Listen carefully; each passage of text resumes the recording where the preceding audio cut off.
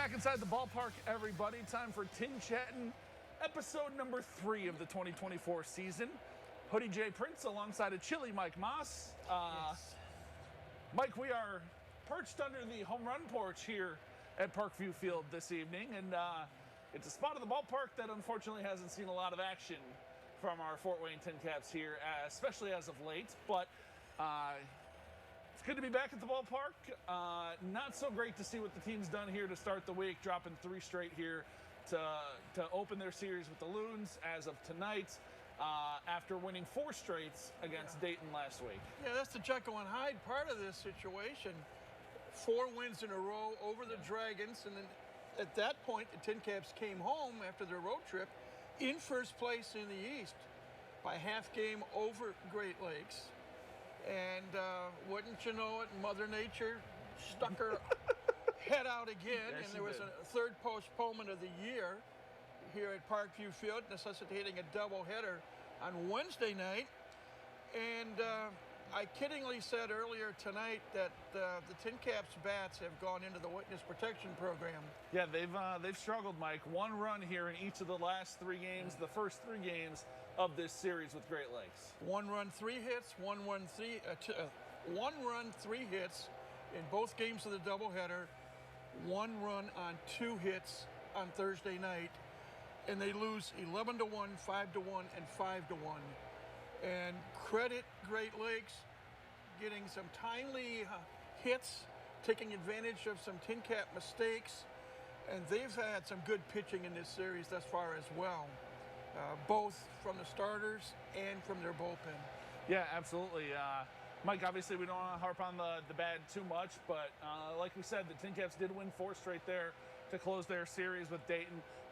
It's early. They're still sitting fine here in the Midwest League East Division, 8-9 on the year right now.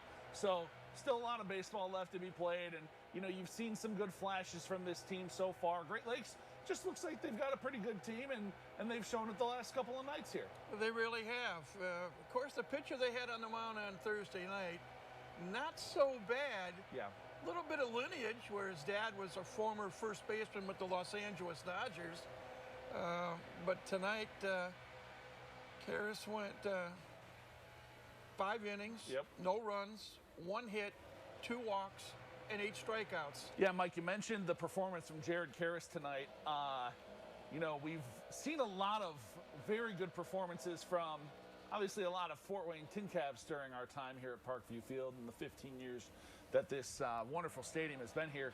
We've also seen some great performances and great players from opposing teams as well. I think of guys, you know, from, you know, back in like the 2017 time, the Vladdy Juniors, the Bo Bichettes, the guys like that, and some of those guys that have come through this ballpark in the last handful of years. Those 2 guys anchored the left side of the infield for Lansing in the first half. That was a scary left side of the infield. Oh my word, yeah. Vladdy Guerrero Jr. at third base, Bo Bichette at short. And stop and think of 2017. We talk about Vlad Guerrero Jr. and Bo Bichette with Lansing, and we had Fernando Tatis Jr. here in Fort Wayne. Yeah, and you know, as we brought you guys, you know, some of the best moments and a couple of the best players from the Parkview Field history last week, tonight we're going to take a look at one of the opposing players, one of the best 15 opposing players to come through Parkview Field, and you know what a great segue here. It's Vlad Guerrero Jr. Here's John Nolan with more. Fernando Tatis Jr. wasn't the only amazing 18-year-old second-generation prospect in the Midwest League East Division in 2017. While their fathers were once teammates on the Expos, that year Tatis Jr. was opposite Vladimir Guerrero Jr. of the Lansing Lugnuts, then a Blue Jays affiliate. Like Tatis, Guerrero was a single-A All-Star. Back then, they dueled against each other in the league's home run derby. Fast forward, and after debuting with Toronto in 2019, last year, Vladdy Jr. was MLB's home run derby champion. He's already a 3-time American League All-Star. And now, again like Tatis, he's on the cover of MLB The Show. Vladimir Guerrero Jr. is one of the best ever to come through Parkview Fields. All right, Mike, like you said, it was a scary left side of that infield Yes. when those two were here back in 2017 with Vlad Guerrero Jr. and Bo Bichette. But, man, it was fun to see some of the talent that has come through this place, you know, whether it's been with the Fort Wayne TinCaps or, you know, other teams that have come on through as well. You know, one of the guys that you mentioned, though, was also Fernando Tatis. We were very spoiled to have him for almost a full season back in 2017, and you saw it from the first time he stepped on this field, Mike. He was going to be a star. I believe there were 3 times that Fernando made ESPN's top 10 plays. Oh, yeah. Defensively, he now holds the franchise record for most home runs in a season with 21. And would have been more had we been able to keep him for the last 2.5 weeks of the We're only a little salty about that. 2017 season, but Would have been nice to have him for that playoff push, too, but we digress. and the other thing that impressed me, Yeah. he loved dealing with the fans. Yes, he did. Young and old, took time to sign autographs, made appearances, schools, hospitals. And speaking of his time here, John Nolan also caught up with Fernando just a few weeks ago during spring training as he reminisced on his time here in the Summit City. Take a listen. Fernando Tatis Jr. was just 18 years old when he called Parkview Field home for the 2017 season. Then a shortstop prospect, he electrified with multiple defensive highlight plays making SportsCenter and hitting some of the longest home runs in the ballpark's history.